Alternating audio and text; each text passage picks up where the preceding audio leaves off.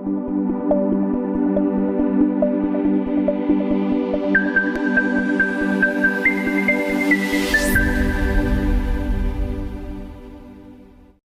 மிகப்பெரிய முயற்சி.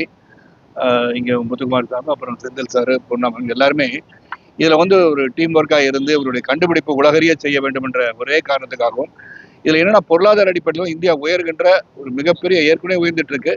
நம்ம 4th பிளேஸ் வந்துட்டோம், 3rd பிளேஸ் வரதுக்கான வாய்ப்பு இருக்கும்போது இந்த மாதிரி ஃபியூவல் வந்து மிகப்பெரிய ஒரு பொருளாதார புரட்சியை உண்டு பண்ணுறது ஒன்று. ரெண்டாவது, தண்ணியிலேருந்து எரிபொருளை உருவாக்கி அதை சக்ஸஸ்ஃபுல்லாக வந்து வீட்டுக்காக இருந்தாலும் சரி, ஃபேக்ட்ரிக்காக இருந்தாலும் சரி, கரண்ட் ப்ரொடியூஸ் பண்ணாலும் சரி, எல்லாத்துக்குமே ஒரு இன்னோவேட்டிவாக ஒரு 20 ஆண்டுகள் வந்து இதிலே வந்து முயற்சி எடுத்து ஒரு புதிய ஒரு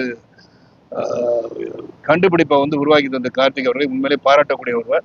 இதில் நான் இன்வால்வ் ஆனது காரணமே இது வந்து நான் நேரடியாக போயிட்டு அவங்க ஃபேக்ட்ரியில் போய் கோயம்புத்தூரில் போய் இது எப்படி சாத்தியப்பூர்வம் இருக்கிறதான்னு பார்க்கும்போது உண்மையிலே இதை இருந்தது தெரிஞ்சது. அவங்க கூட இருந்து இதை வந்து பெரிய அளவில், ஏன்னா இந்தியாவில் வந்து மிகப்பெரிய அளவில் பிரதம மந்திரியுடைய பிளெஸிங்ஸோடு இது நடக்கணுன்ற எண்ணம் என் மைண்டுக்கு வந்துச்சு. அதுக்கான வேலைகள் எல்லாம் அவங்க பார்த்துருக்காங்க. இதில் இன்னும் என்னென்னா, இப்போ வந்து இது வந்து ஸ்டார்ட் அப் இல்லை, இது வந்து R&D முடிச்சு இதை வந்து விநியோகம் செய்கின்ற அளவிற்கு தயாராகியாச்சு. இப்போ அரசு தரப்பில் இதை ஒப்புதல் தெரிவித்து லைசன்சிங் பண்ணிட்டாங்கன்னா அவங்க என்ன மாதிரி நிர்ணயிக்கிறாங்க, விலை நிர்ணயம் பண்ணுறாங்க, அது எப்படி கட்டுப்படி ஆகும்னு அவங்க பார்த்த பிறகு உடனடியாக வந்து சேல்ஸுக்கு கொண்டு வர அளவுக்கு இதை தயாரித்து கொண்டு வந்துட்டாங்க. இதான் அது முக்கியமான அம்சம். சரி, ஏற்கனவே இந்தியா பொறுத்தவரை ராமர் பிள்ளைன்னு ஒரு ஆள் இருந்தார். அவர் ஏதோ ஒரு விதத்தில் பொய்ய சொன்னாரோ உண்மை சொன்னாரோ தெரியாது, அவரு ஒரு மூலிகை பெட்ரோல் கொண்டு வந்தாங்க. அது வந்து இந்தியாவில் வந்து அதுக்கான ஒப்புதல் வழங்கப்பட்ட. இப்போ நீங்க வந்து புதுசா எக்கனாமிக்கலா அது மூலிகை பெட்ரோல் என்று கொண்டு வந்திருக்கீங்க. ஏற்கனவே கவர்மெண்ட்டை பொறுத்த அளவில் வந்து எலக்ட்ரிக் பேட்டரி அதை தான் வந்து ப்ரொமோட் பண்ணிட்டு இருக்காங்க, பஸ்ல இருந்து எல்லாம் இருக்கு. இது வந்து எந்த அளவுக்கு சாத்தியமாகும்? மத்திய அரசு இதுக்கு வந்து லைசன்ஸ் கொடுக்கறதுக்கு தயாராக இருக்குன்னு சொல்றாங்க. அப்படி லைசன்ஸ் கொடுக்கப்பட்டதுல வந்து எப்போ மக்கள்கிட்ட பயன்பாட்டு வரும்? கேஸ்னா இப்போ இந்த கேஸ் நாளைக்கு இன்னைக்கு நான் புக் பண்ணா நாளைக்கு கிடைக்குமா? எப்போ பயன்பாட்டு? மூலிகை பெட்ரோல் வந்து ஆரம்பிச்சு ராமகிருஷ்ணன் நீ கேட்டது கரெக்ட். மூலிகை பெட்ரோல் வந்து ராமர் பிள்ளை பண்ணும் போது அது சயின்டிஃபிக்கா இல்லை.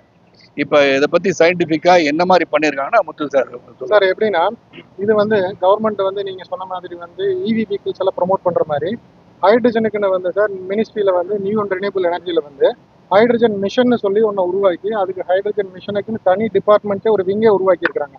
அதுக்கு 19,000 கோடி வந்து ஒதுக்கியிருக்கிறாங்க பிரதமர் நிதி திட்டத்தில். அதனால தான் இந்த எக்ஸ்போவே இன்னைக்கு நடக்குது. இந்த எக்ஸ்போ நாங்கள் நடத்தலை, இந்த எக்ஸ்போ நடத்துறது வந்து எரிசக்தி துறை, மத்திய அரசோட எரிசக்தி துறை நடத்துது. அதில் எங்களோட கண்டுபிடிப்பை நாங்கள் சப்மிட் பண்ணோம். அதில் அவங்க எங்களை தேர்ந்தெடுத்து தான் எங்களை வந்து பார்ட்டிசிபேட் பண்ண வச்சிருக்காங்க. ஸோ இது எல்லாமே பியூர்லி சயின்டிஃபிக்காக தான் வந்து இதை ப்ரூவ் பண்ணி கொண்டு வந்திருக்கோம் சார். எப்போ இது மக்கள் இன்னைக்கு லான்ச் பண்றீங்க இந்த ப்ராடக்ட்டை? கரெக்ட். எப்போ மக்களுக்கு இப்போ என் வீட்டில் எனக்கு இந்த கேஸ் வேணும் அப்படின்னு நான் நினைச்சா எப்போ எனக்கு கையில் கிடைக்கும் சார்? இது ஜனவரியில் நாங்கள் கொடுத்துடலாம். மத்திய அரசோட எங்களோட அனுமதிக்காக எல்லாம் அனுப்பிச்சிருக்கிறோம். அவங்க தான் இந்த எக்ஸ்போக்கு எங்களை கண்டக்ட் பண்ண சொல்லி கூப்பிட்டு இன்வைட் பண்ணியிருந்தாங்க. கொண்டு வந்து இத்தனை மிஷன்ஸை வச்சு இதில் பார்ட்டிசிபேட் பண்ணியிருக்கிறோம். இது எல்லாமே கம்ப்ளீட் ஆகிறப்போ அவங்க கூட நாங்கள் ட்ராவல் பண்ணுறோம். இதுக்கு ஸ்டாண்டர்டு பாலிசி ஸ்டாண்டர்ட்ஸ் இது வரைக்கும் இல்லை. ஏன்னா ஹைட்ரஜனுங்கிறது வந்து உலகத்துக்கே புது விஷயம். அது வந்து தண்ணியில் இருக்கிறதா இருந்தாலும் சரி, யார் கேஸ்லேருந்து எடுத்தாலும் சரி, வேற விட்டிஸ். ஆனால் இதுக்கு பாலிசிஸே இல்லாதனால இந்த பாலிசி ஸ்டாண்டர்ட்ஸை உண்டான ஃபிக்ஸ் பண்ணுறதை கவர்மெண்ட் செஞ்சுட்டு இருக்கிறாங்க. அதனால தான் இது முதல் எக்ஸ்போ கவர்மெண்ட்டே நடத்தியிருக்கு R&D இருக்கக்கூடிய ப்ராடக்ட்டுக்கு. ஆனால் நாங்கள் வந்து என்னென்னா R&D தாண்டி இதை கமர்ஷியலாக ஸ்கேலபிலிட்டிக்கே கொண்டு வந்துட்டோம். ஸோ எங்களுக்கு நாங்கள் கவர்மெண்ட் சீக்கிரம் கொடுக்குறோம்னு நம்புகிறோம். அதனால அதிகபட்சம் ஜனவரிக்குள்ளே வந்துடும். இப்போ 1000 ரூபாய்க்கு வருது. இப்போ ஒரு வீட்டில் வந்து ஒரு கேஸ் இது மாதிரி உங்களுடைய ப்ராடக்ட்டை வைக்கணும்னா ஒரு ஆள் எவ்வளோ செலவு பண்ண வேண்டியிருக்கோம்? அதோடைய மெக்கானிசம் என்னென்ன நீங்கள் செஞ்சு வச்சிருக்கீங்க? இது பாதுகாப்பாக சார்? இது வந்து ப்ரோட்டோடைப் சின்ன ப்ராடக்டாக இருந்து பெரிய லார்ஜ் ஸ்கேல் பவர் பிளான்ட் வரைக்கும் தயாரிச்சிட்டோம். இதில் வந்து வீட்டுக்கு நீங்கள் கேட்குற மாடல் எடுத்துட்டிங்கன்னா டொமஸ்டிக் ஸ்டவ்வும் டொமஸ்டிக் ஜென்ரேட்டர்னு அதுக்கு பேர் வச்சுருக்கிறோம். அந்த டொமஸ்டிக் ஜென்ரேட்டர் வந்து அப்ராக்சிமேட்டாக இப்போதைய நாங்கள் விலை நிர்ணயிக்கல, அப்ராக்சிமேட்டாக எடுத்துகிட்டோன்னா ஒரு 50,000 ரூபாய்க்குள்ளே வரும். உங்களுக்கு அதுக்கு கீழே தான் வரும். ஸோ இதை வந்து நீங்கள் ஒரு வீட்டுக்கு வாங்கி அடாப்ட் பண்ணிங்கன்னா ஒரு மாதத்துக்கு 2 அடுப்பு பர்னர், நம்ம இப்போ யூஸ் பண்ணிட்டு இருக்கிற அடுப்பை யூஸ் பண்ணீங்க அப்படின்னா 100 ரூபாய்க்கு கீழே தான் கரண்ட் செலவு தேவைப்படும். ஏன்னா கரண்ட் எடுத்து அதுக்கு வாட்டரை பிரித்து ஹைட்ரஜன் எடுத்து அதை எரிவிக்கிறோம். ஸோ 100 ரூபாய்க்கு உள்ளதான் அதுக்கு தேவைப்படும் மாத கரண்ட் செலவு. உங்களுக்கு 1000 ரூபா 1500 ரூபாய்க்கு சிலிண்டர் எவ்வளோ வாங்குறாங்களோ அதை பேஸ் பண்ணோம்னா 100 ரூபாய்க்கு அது முடிச்சிடலாம் உங்களுக்கு.